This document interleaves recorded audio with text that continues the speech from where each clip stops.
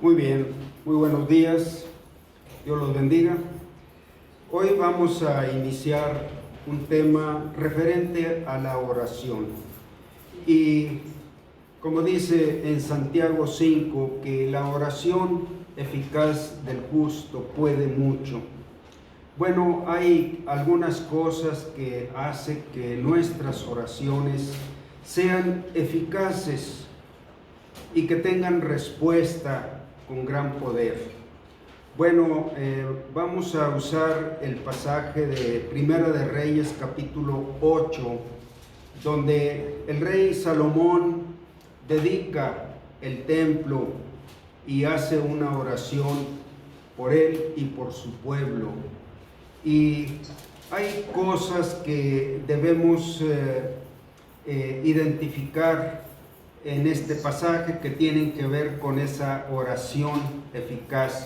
Primeramente, el lugar donde nosotros presentamos nuestra oración o a dónde dirigimos, a qué lugar es donde queremos que nuestra oración llegue. Y el segundo punto es que algunos conceptos básicos que la oración eficaz debe de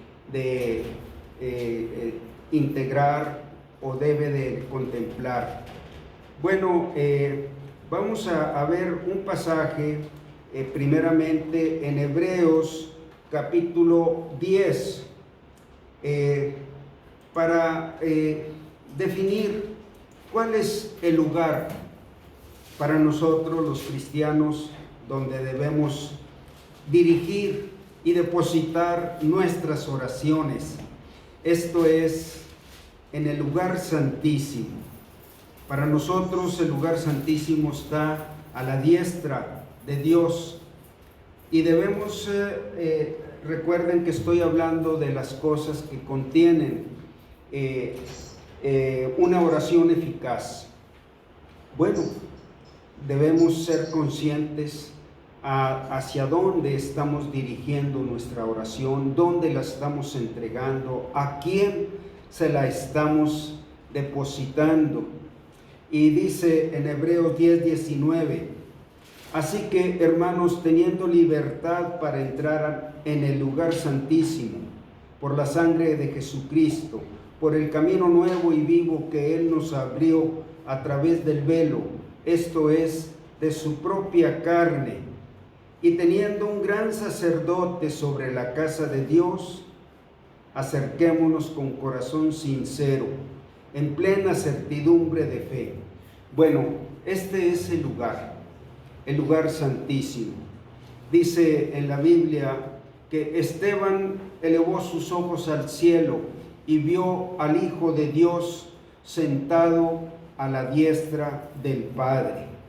Bueno, ahí es el lugar donde nosotros nos dirigimos en espíritu y en verdad, porque es tan importante llegar a la presencia de donde está Cristo, y dice que tenemos ahí un sumo sacerdote y que Jesús es nuestro sumo sacerdote y que tenemos libertad por su sangre.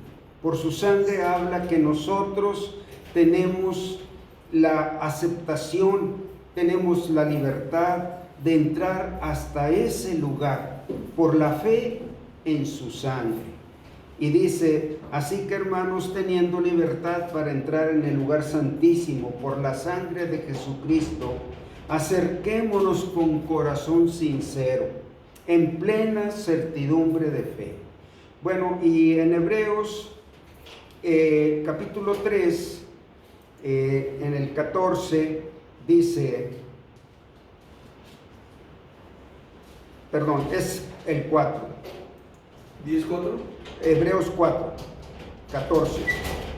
Por tanto, teniendo un gran sumo sacerdote que traspasó los cielos, Jesús, el Hijo de Dios, retengamos nuestra profesión, porque no tenemos un sumo sacerdote que no pueda compadecerse de nuestras debilidades, sino uno que fue tentado en todo, según nuestra semejanza, pero sin pecado.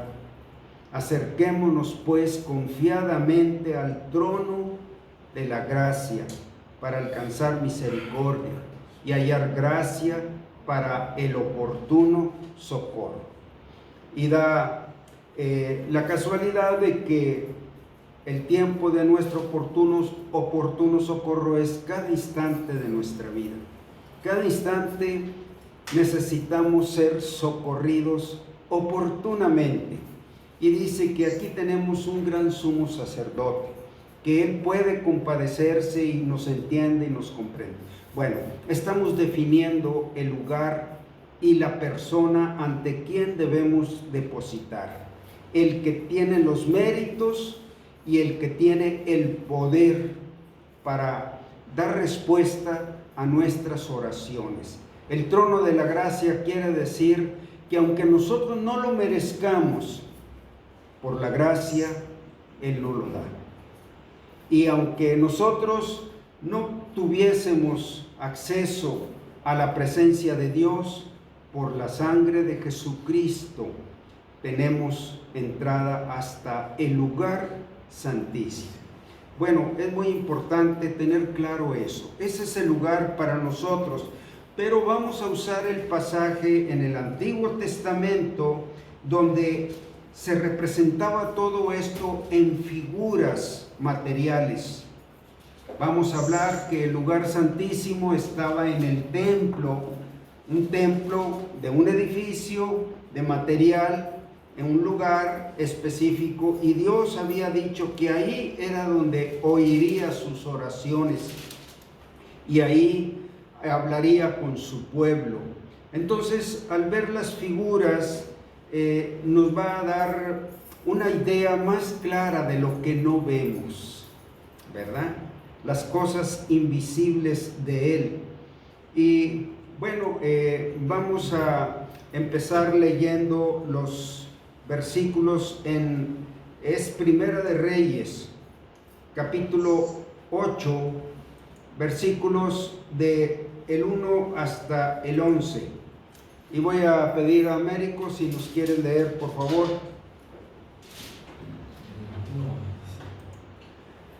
Entonces Salomón reunió ante sí en Jerusalén a los ancianos de Israel, a todos los jefes de las tribus y a los principales de las familias de los hijos de Israel, para traer el arca del pacto de Jehová de la ciudad de David, la cual es Sión. Y se reunieron con el rey Salomón todos los varones de Israel en el mes de Etanim, que es el mes séptimo, en el día de la fiesta solemne. Y vinieron todos los ancianos de Israel, y los sacerdotes tomaron el arca, y llevaron el arca de Jehová, y el tabernáculo de reunión, y todos los utensilios sagrados que estaban en el tabernáculo, los cuales llevan los sacerdotes y levitas.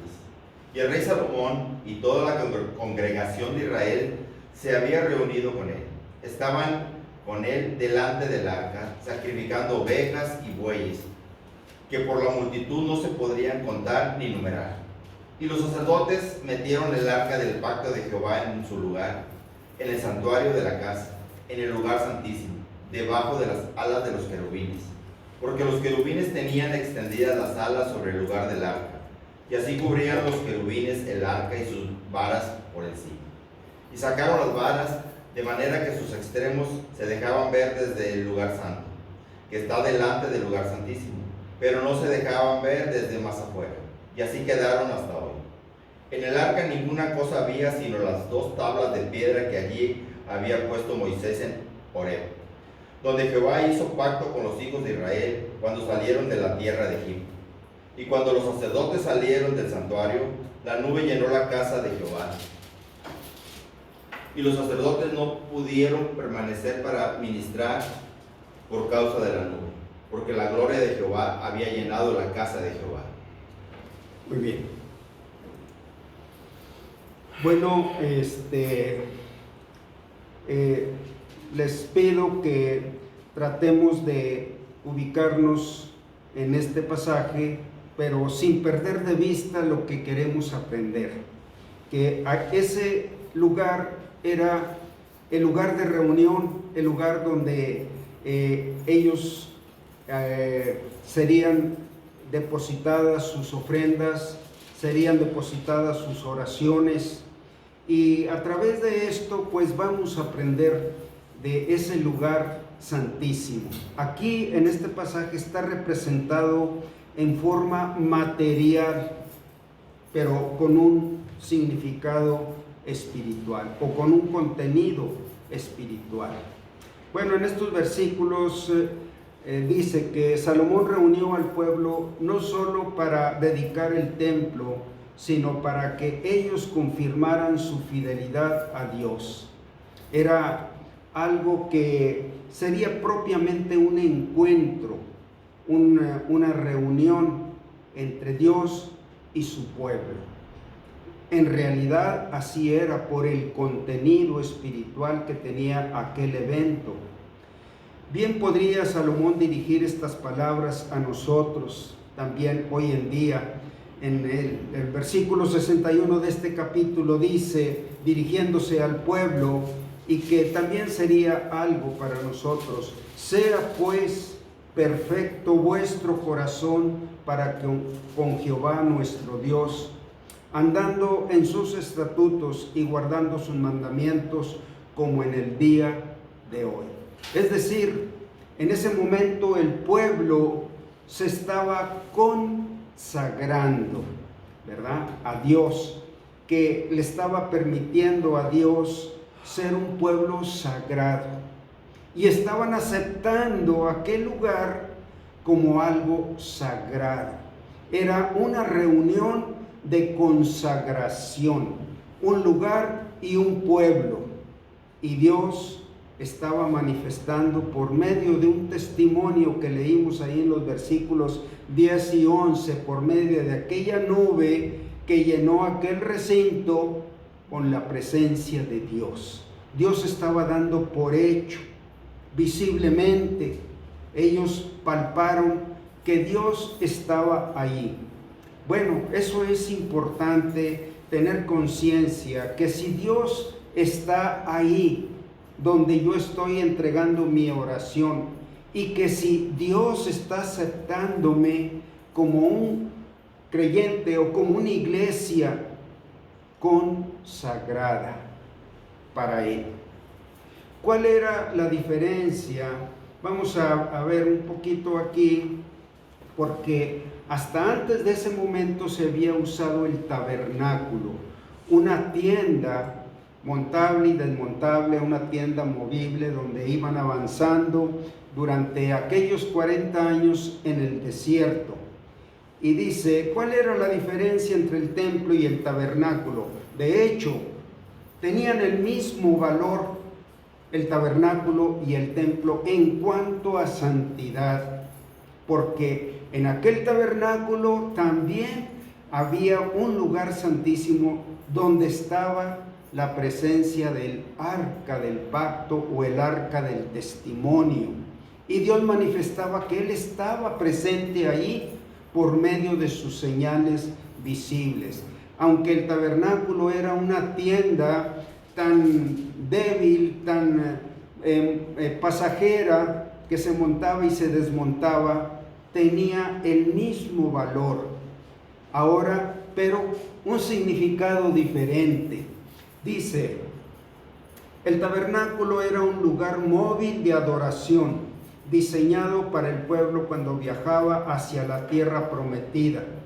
El templo era un lugar permanente de adoración a Dios después de que los israelitas estaban en paz en su tierra. Ya no iban viajando, ya estaban en el lugar, en el territorio donde Dios levantaría aquella nación visible a las naciones, una nación como pueblo de Dios. Traer el arca del pacto al templo significó la presencia actual de Dios en ese lugar. Debemos destacar en esta parte los elementos más importantes: la entrega del recinto como tal, el edificio, la colocación del arca del pacto o arca del testimonio y la presencia de Dios. Era lo que le daba el lugar santísimo, o le daba la altura de santísimo a aquel lugar. El edificio en sí era un recinto majestuoso, y en ese recinto había dos lugares esenciales: el lugar santo, donde entraba todo el cuerpo de sacerdotes para ministrar sus oficios sacerdotales al pueblo, y posterior a ese, o detrás de ese, estaba otro lugar que estaba separado por un velo para tener acceso al lugar santísimo. En ese lugar estaban unos querubines con sus alas extendidas así, pegando, y debajo de sus alas estaba este objeto que se llama el arca. Era un objeto, una caja de madera de acacia recubierta con oro puro, y por encima una placa de oro puro que se llamaba exactamente el propiciatorio. Ahí era donde Dios se hacía propicio por la sangre de un cordero, y a ese lugar entraba el sumo sacerdote solamente. Y en ese lugar se había construido los querubines, y ahí se puso esta arca del pacto. Bueno, el arca del pacto porque contenía las tablas de la ley. Significaba que Dios decía: yo trataré con ustedes bajo este pacto, bajo el pacto de mis palabras, de mis leyes, de mis estatutos, de mis preceptos, de mis mandamientos. Yo trataré con ustedes y hago un pacto de promesas, que si ustedes entran en mi pacto, yo los bendeciré, los multiplicaré, cumpliré grandes cosas y planes que tengo para ustedes. Bueno, por eso se le llamaba el arca del pacto. Y las tablas de la ley que Moisés llevó allá en el monte Sinaí, Dios escribió con su propio dedo, estaban los mandamientos, los 10 mandamientos. Bueno, por eso se le llamaba el arca del pacto, pero también se le llamaba el arca del testimonio, porque Dios corroboraba su presencia con señales visibles. Y este es el testimonio que yo haré con ustedes.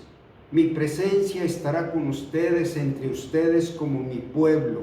Bueno, eso era la esencia de el templo. Eso era el templo en sí. Objetos con un sentido y con un contenido espiritual, con la palabra de Dios. Entre todo aquello, pues era un gran edificio, pero el templo en sí eran los objetos espirituales. Salomón tenía la intención de que esta fuera un espectacular ceremonia de apertura para el templo. Probablemente estaba en la escala de las grandes producciones de las ceremonias de apertura de nuestros modernos Juegos Olímpicos. Bueno, él quería aprovechar una de las fiestas anuales en el 7º mes, la fiesta de los tabernáculos. Ya hablaremos después de esa fiesta donde acudía todo el pueblo, y alrededor, bueno, antes alrededor del tabernáculo, pero en este tiempo alrededor del templo, habitaban durante 7 días en tiendas de campaña, invocando el tiempo en que ellos caminaron en el desierto, viviendo en tiendas de campaña. Bueno, Salomón pensó, o se piensa que por eso eligió este día para hacer aquella consagración. En el mes de Etanim, que es el mes 7º, en el día de la fiesta solemne, escogió este tiempo por respeto a la oportunidad de su pueblo, porque en ese tiempo ellos juntaban todos sus frutos y estaban por subir a Jerusalén para celebrar la fiesta de los tabernáculos. Bueno, en un sentido, los eventos, las reuniones, las grandes convocaciones, pues es sabio escoger tiempos oportunos. En medio de toda aquella gran celebración, faltaba lo más importante. El templo ya estaba listo. Era un edificio majestuoso y pero dice, me perdí.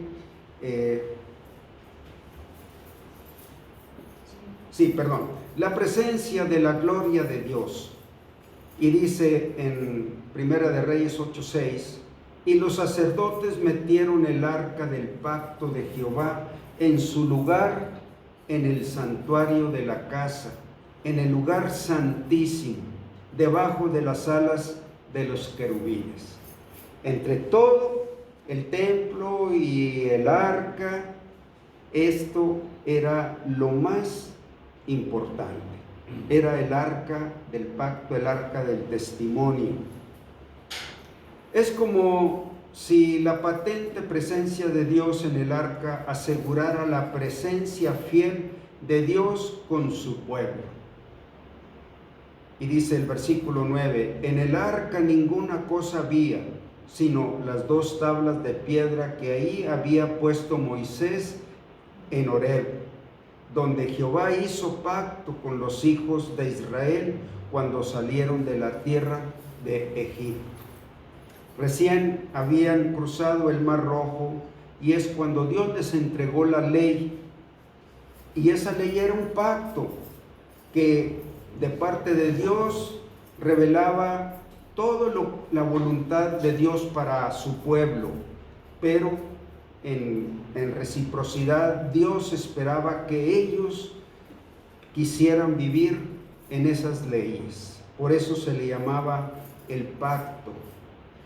Aunque Dios en su persona no puede ser confinado en el arca, Moisés deja en el arca las tablas de la ley. Estas no toman el lugar de Dios, pero orientan al pueblo ante su Dios libre. La obediencia a la voluntad de Dios, ¿qué es lo que significan las tablas de la ley? La obediencia a la voluntad de Dios, reflejada esta en la ley, confirma la presencia de Dios. Dios está en su palabra, Dios está en sus mandamientos, Dios está en sus promesas.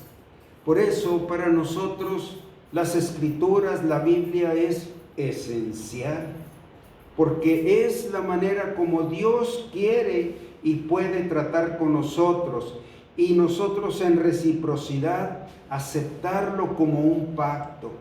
Yo acepto tu voluntad porque espero recibir tus bendiciones.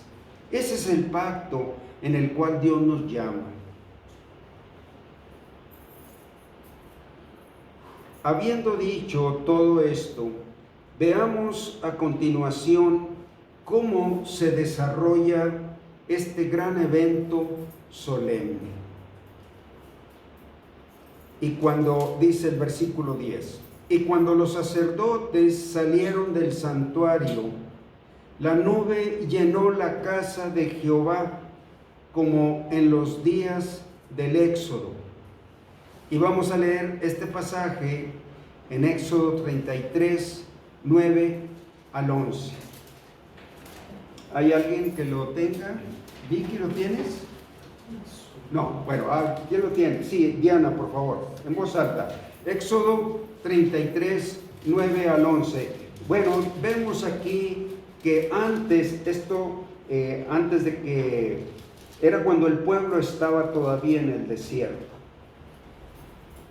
Dice, cuando Moisés entraba en el tabernáculo, la columna de nube descendía y se ponía a la puerta del tabernáculo, y Jehová hablaba con Moisés. Y viendo todo el pueblo la columna de nube que estaba a la puerta del tabernáculo, se levantaba cada uno a la puerta de su tienda y adoraba. Y hablaba Jehová a Moisés cara a cara, como habla cualquiera a su compañero. Y él volvía al campamento, pero el joven Josué... Hasta ahí. Así, termina el 11. ¿Lo termino? Sí. Pero el joven Josué, hijo de Nun, su servidor, nunca se apartaba del medio del tabernáculo. Hasta ahí. Bueno, yo les decía que representaba lo mismo. Era un santuario, el santuario terrenal. Y ahí se manifestaba Dios igual, con una columna de nube que caía, aquella columna de nube cubriendo el tabernáculo. Dios testificaba de una manera visible que Él estaba ahí. Dios se manifiesta en forma visible por medio de la nube. ¿Saben qué? Vamos a hacer una pequeña pausa aquí para ver la segunda parte.